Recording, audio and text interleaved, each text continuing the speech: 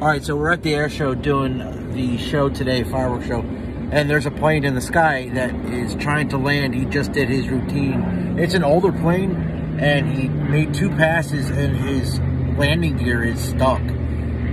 One came down, the other went up, and then he tried to put them up, and only one went fully up, the other's 3/4 down. So we're gonna see what happens.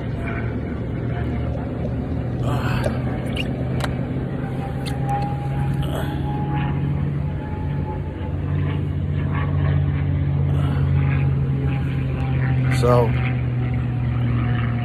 see what happens. There's another plane getting ready to do its routine above us.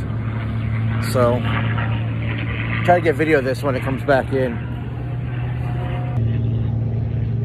Okay. Thank God, it looks like both of his wheels are down.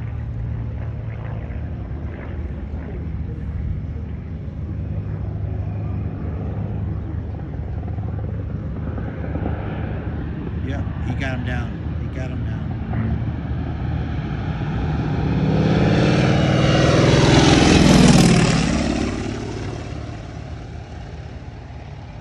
They are down. He made that pass so they could look at the bottom, just to confirm that the wheels are down.